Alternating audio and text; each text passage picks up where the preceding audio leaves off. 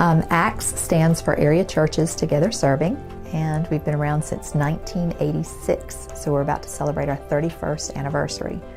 And the way ACTS was formed, there were some concerned churches because we had individuals who were going to various churches asking for assistance. And you may only have a few people doing that, maybe the minority of the individuals who need assistance that are kind of taking advantage.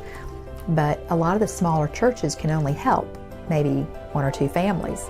So if you got 5 churches that can help 10 people, but you got one person that goes to all 5 of them, then 5 people have lost the resources that they need. Cut it in half, the resources that are available for those who really need it. So it was important to kind of get a handle on that. So a few churches came together and said, let's pool our resources and have one central location so that when somebody comes in, there can be a file, there can be an interview, and instead of going to each of the churches, when somebody goes to the church, they would refer them to ACTS. The other reason is because just like with anything else, when you pool your resources, you can do so much more.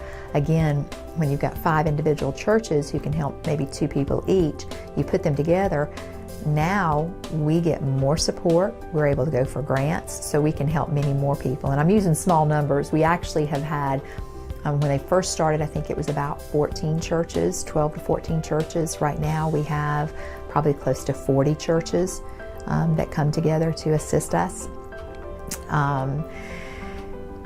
We usually help with food, clothing, utility assistance, and medical assistance. Those are our 4 main areas, program areas. And we never give money out to people. So we have certain things that we do. For instance, with the utilities, we have relationships with the utility companies, and it could be electricity, it could be water, it could be propane, whatever the need may be.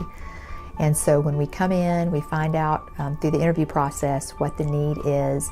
We can verify with the electric company, with the water company, what the bill is. They have to be about to have a cutoff, and we're trying to help them keep from having that cutoff. That's the emergency. And what we will do is we will pay a portion of that bill directly to the utility company. So the money never goes into the client's hands. We do have some guidelines. Most of our clients are at 150% of the poverty level or lower. And I say most because we are a firm believer in trying to help people get up on their feet. And we feel like the government kind of does wrong in the fact that as soon as somebody gets a job, they start pulling some of their benefits.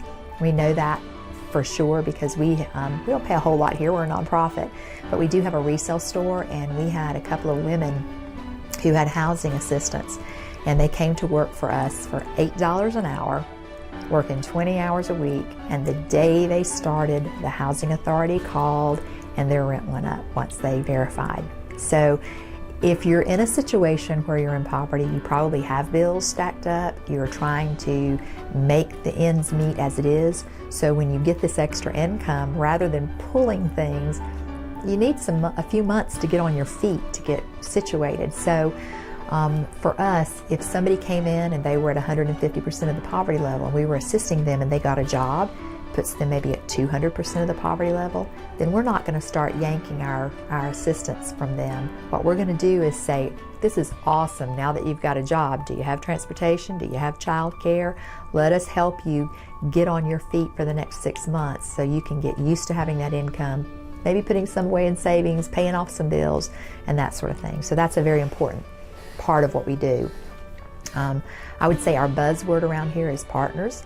We changed our mission statement a few years ago to actually reflect that and say that we partner with churches, individuals, and organizations to help our neighbors in need. So with the utilities, I've explained that. Meds, the same way. We kind of have a formula which we work with. They can get a 30-day supply of meds, and we have a number amount to a financial amount that we will help up to. What we try to do, again, is get them into a program where they can continue to get assistance without us. So we might refer them to the free clinic or one of the Aiken County clinics like Clyburn or Margaret J. Weston. We might send them to the medical assistance plan, MAP for short. So we will help them initially, but we want to get them into another system because for us, we want a short-term we're a short-term assistance program. We don't want to continue with that. So if there's an exception, again, because we're not a government agency, we can make exceptions. And we do this looking at the person holistically. So if two people came in and we know that their stories are different, they may not get the same assistance, but we want to be fair so that if they did come in with the exact same story, they would get the same assistance. So someone comes in, we've sent them to MAP, and it takes maybe 6 to 8 weeks to get in the program. Well, 30 days comes up, they haven't gotten their assistance approved or not getting their medications. We might make an exception and help them with another 30-day supply until they get into the MAP program. With clothing, years ago we used to have a clothing closet. People would come in and get 3 outfits for each person in the family. So they would go out of here with a big bag of clothing. But there were a couple of issues with that. Number one, we kept all the in-season clothing in an area for them. We also have a resale store. So in the resale store, it was off-season clothing, which people may or may not purchase.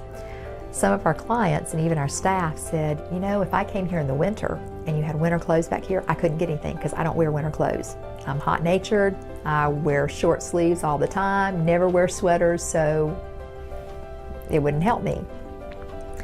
We allow people to come quarterly, so every quarter we were having to have a big changeover to get those in-season clothes into the clothing closet. A few years ago, a book came out called Toxic Charity. Another one is When Helping Hurts, and another one is What Every Church Member Should Know About Poverty. All 3 of these books, in essence, talk about one-way giving and how detrimental that is. One of the books even talks about when you give somebody something without any partnership, without anything expected in return, the first time you give to somebody like that, there is appreciation. The second time, there's anticipation. The third time, there's expectation. The 4th time, you are enabling them, and the 5th time, you've made them dependent upon you. And we don't want to do that. We don't want people to be dependent on us, not because we're selfish, but I have been on WIC, which is a program for women and children. I have gotten an eviction notice before.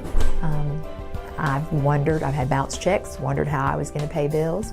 So that's not a fun way to live. And as a Christian, why would I want to leave somebody living like that? And that's what happens when you just give instead of trying to go to the root problem and help them get to a life where they can live more comfortably like I do. That's my goal, and that's what I'm passionate about. So back to the clothing. When we read those books, we decided we needed to change how we were doing things, and so we decided to put all the clothing into the resale store. So the resale store now has in-season and off-season clothing, whatever our donations are. And for the clients, we now give them a voucher, a $30 voucher, one for each person in the family. So a family of 5 would get 5 $30 vouchers. They can go into the store now. Before, they had to do it the day of their appointment. So sometimes they were rushed, they were trying to get out of the door if it was the last appointment, if their kids were in school. Now we give them 2 weeks to turn these vouchers in so they can come at their leisure, they can bring their kids. Now they get to shop, just like you and I. Maybe they don't need 3 outfits, maybe they need pants, maybe they need tops, maybe the wife needs a pocketbook. Anything in the clothing line and those type of accessories, scarves or whatever, they can decide. We have a boutique area that is name brand, so they have to make the choice. Kind of puts responsibility on them. Do they use that voucher in the boutique? Do they go to the regular clothing racks, or do they go to the half price rack where they can get twice as much stuff? So now they have the dignity and the responsibility of spending that voucher. And instead of going out with a free bag of clothes, there's value to the clothing that they're getting now. A lot of people will donate clothing to us, and people think everything we get is donated. It is not. That's why it's so important that we have financial donors as well. There are certain items of clothing even that we don't get enough of: socks, underwear, feminine hygiene products. So what we do when we get clothing donated, a lot of people say, well, I want this to go directly to the client. We get a lot of clothing. We still need more, don't get me wrong, but that's why it goes into the general store so that clients can shop there, but also the public can shop there, because the money raised in the store is fundraising for us. It helps us continue our ministry. But the items we have to purchase, like the socks and underwear I just mentioned, we actually go out and purchase those things, and then we have a certain room in the store that only clients can shop in.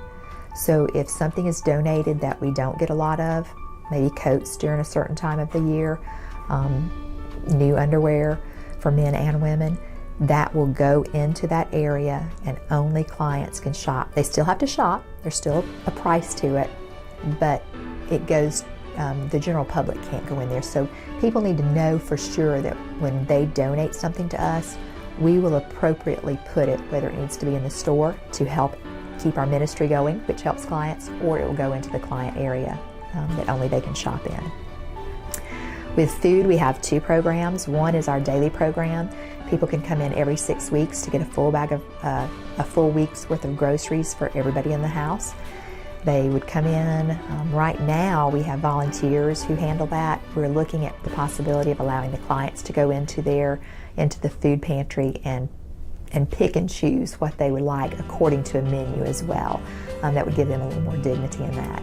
For the time being, though, we package that up and we take it to the car. Another program we have is on the third Saturday of every month. We have what's called Senior Saturday, and we have senior citizens who come. They come every month. They get a card. It's good for a year. They come every month, and they get a full week's worth of groceries. And it's really cool because the same people are usually here helping as volunteers. We have a huge group, and anybody can come. You don't have to be trained. It's very easy. You get in line, you pack the groceries, and we also walk them to the car with the seniors, because a lot of these seniors, this may be the only interaction with humans they've had all month, because they stay in their apartment and they don't get out a whole lot. So it's kind of like a little family reunion every month. It's kind of cool. In addition to those main programs that we have, we also have some offshoot programs. ACTS is really trying to do more of the hand up instead of a handout, and so we're working right now on some training for our interviewers so that we can put together action plans for individuals. When they come in, they're going to be into one of two categories. Either they are people who cannot help themselves, maybe it's because of a mental disability or a health disability or their age. Those people we want to make sure we have resources available for, because we know that they're always going to rely on assistance of some sort, and we want to be there for them. But others who can get out of the situation they're in, maybe they just need a little help, we're going to put together action plans with them that say, how can you get to a point in your life that you don't need us? Maybe you need to get your health in order, maybe they need education, maybe they need to get a job. Whatever that may be, we're going to help them to get to a point. I mean, I want to work myself out of a job, basically. So we're going to try to do that. But from that, we realize there are a couple of obstacles that keep people from seeking out education or jobs when they're in poverty. One is transportation, and one is child care. Another thing that is hard for people to get out of poverty is home ownership. So we don't like to duplicate services, and since Habitat does home ownership, and there are a few places that have short-term housing, Nurture Home for Women, My Father's House for Women, Mount Salem for Men, Salvation Army. We've decided not to get into that. There are also some churches around here who help with ownership programs. I believe Second Baptist has a program, and Friendship. So we don't deal with that. Transportation, nobody really helps with that. People will give bus tickets out, but getting on the bus line is difficult when you're going for job interviews that are at certain times, or if you get a job. So we have two programs in our transportation ministry. One is a bicycle program for somebody who is seeking employment or education. We would give them a bicycle. They have to come through bicycle training. They get a bicycle, a helmet, and a chain once they go through that safety training. And we have to see that they really are trying to use this, not to just putter around town, but it is an issue for them trying to get to a better place in life. Once they get a job, and sometimes the jobs, of course, are further than a bicycle can take you, we also have started a car program. We take cars that are drivable, not clunkers, but cars that are drivable. We will make sure that they're safe. And then when somebody qualifies, they have a job, they have to come in, they have to go through Security Federal's financial training, which is free. but that will help establish the fact that they can afford the other pieces of owning a car, like insurance and taxes and tags, that kind of thing. Once they do that, they qualify, and we make sure that they have the job. We will give them a car for 2 years. During those 2 years, we ask them to pay $25 a month. That kind of helps them get used to saving for maintenance issues, and we help them with maintenance issues that may come up. But at the end of the 2 years, if they have continued the program and they've done everything they're supposed to do, they've made their payments, they've kept their job, the car will become theirs free and clear. We think that's a great way to work. It's kind of like the Habitat model, but for transportation and cars. Another program that we help with is childcare. We've gotten about 3 grants that give us funding to help with childcare. So for mostly females will come in and they've got a job, but now they've got childcare issues because they may have 1, 2, 3 kids, and childcare is very expensive. So again, if you've been without income and you're living just not even paycheck to paycheck at first because you don't have a paycheck, but you get a job, you're going to be living paycheck to paycheck for a while. We want to take some of that burden off. So what we do is we'll pay a hefty percentage, probably about 90% of the child care in the first month, and then the second month it drops down considerably. Third month is less. Goes through 6 months so that by the 7th month, hopefully they have started accumulating savings, they have learned to budget, and they can start taking over their own child care with their job.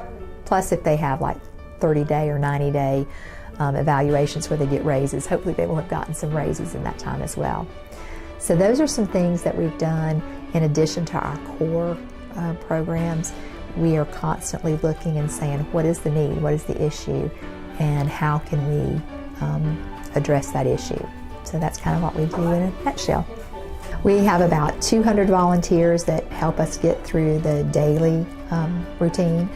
We see clients from 11 to 3, so our volunteers will commit maybe for that whole time or maybe for 11 to 1, and then another group will come in from 1 to 3. Normally our volunteers will commit for a certain day and a certain time slot, so it's kind of like free employees. But we couldn't do what we do without them. Between receptionists, interviewers, food people, clothing, the resale store, people picking up food. Like I say, it takes about 200 to get us through a week. And then the senior program I mentioned, we have another 100 or so that help us with that. They may not come every third Saturday, but there are about 100 kind of active that help us get through that. Because with that program, we also have 2 satellite offices, not offices, but programs. We have one in Wagner and one in Jackson that do the same thing at the same time, and they handle about 100 more individuals. And we have homebound seniors that we have volunteers who will actually drive and deliver the food to those seniors. So we have a lot of volunteers here. I tell people we can use, you can help us in 3 ways. One is obviously the financial support. Again, people think that everything we get is donated, and it's not. I mentioned the clothing. And even with our food, we do get food from Golden Harvest, but there is an administrative fee even with that. So it's 19 cents a pound for food from there. And because we serve so many people, we sometimes have to actually go into their retail side and purchase at a retail or a wholesale price. And then sometimes, if there's not enough food, because they serve so many pantries, we actually have had to go to places like Aldi's or Save-A-Lot and purchase at retail. So we spend about $70,000 on food, in addition to all the food drives and the food that is donated to us. So we can certainly use financial assistance. We do get grants, but our utility assistance, usually we try to go at $100,000 or so a year in helping with utilities. Having said that, when things get tight, if we don't have money to pay our own light bill, to pay for the copiers and the phones and the internet, those operating expenses, then the thing that will get cut back will be client utilities, because that's not a fixed expense. So the more income we have coming in, the more we can do for programming. So we always need financial assistance. Secondly, donations of food, clothing, housewares. People don't realize that we put those in our resale store. And the cool thing is, because we help with the clients with clothing and they actually go into the store now, a lot of them didn't realize that we had a resale store, a thrift store, that they could afford clothing in between when they were eligible for free clothing, a place that they can buy housewares, linens, those kind of things. We also accept furniture. We are a Red Cross resource, so when there's a burnout victim or somebody that's leaving the Cumbie Center or My Father's House or Nurture Home, those people can get a referral to ACTS when they're ready to get out on their own, and we will help them with furniture and housewares. So when furniture comes in, we do the same thing as we do with the clothing. We have a minimum because we don't know what we might need for a family. We keep a minimum kitchen sets, minimum bedroom sets, that kind of thing. And then whatever's overage would go into the store to sell. But we want to make sure we have stuff for when a client needs it first.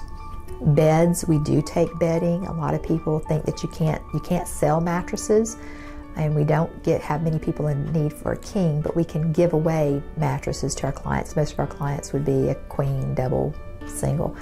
So we can take those as well. So any kind of items, there are a few things we don't take: hospital beds, pull-out couches, computers, the big screen, the big TVs with the big backs, because we just don't have a place for them. And we don't have volunteers that can go pick up hospital beds and pull-out couches usually. The other thing that we can use is time. We need volunteers. As I've mentioned before, we've got about 200 that help us through the daily grind, getting people to go pick up furniture when we have these. And sometimes estates someone will pass away and they want to leave everything to us, so going and picking up a whole house worth of furniture and clothing and housewares. So we constantly are in need of volunteers to either help with reception, to sort clothing, to do intake. We even will take groups that would like to come in the evening or on Saturdays. If they contact us and they're saying, we've got a group right now that comes like the first or second Tuesday of every month. They kind of know what they're going to do, so they come in and they work in the evenings as a group. That's kind of their mission. We actually have groups too that will come in during the week sometimes that have we love it when businesses allow their employees to come. Honda Cars of Aiken has been the last 2, maybe 3 years, and we love it because they come in, we give them a job, and they take care of it. And we always have tasks that we're behind on, so special projects, and so we value them coming in. They're a wonderful asset to us, and we thank you. Another new endeavor that started last year, we had a request from the churches in the Graniteville area to do a similar program, an ACTS satellite. And when we went over there, we realized that there was no thrift store in that area. And again, it is kind of an area that has had some economic issues, and so we felt like opening a thrift store there would be good for that community and help with the economy. And so that's been a great, the resale store has done better than we thought. We've started doing services in that area too, but again, we definitely need volunteers to assist in that area. And if somebody's interested in finding out more about us or contacting us to be a volunteer, they can certainly call us at 649-3800. We also have a website, that's actsofaiken.org.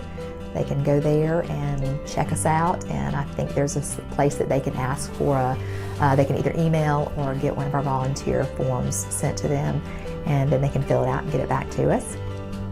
They can also make donations. We also have Facebook pages. We have one for the ministry itself, that's Acts of Aiken, and then we also have one for the resale store, because our resale store manager does a great job with sales and things, so you can come in and get a great deal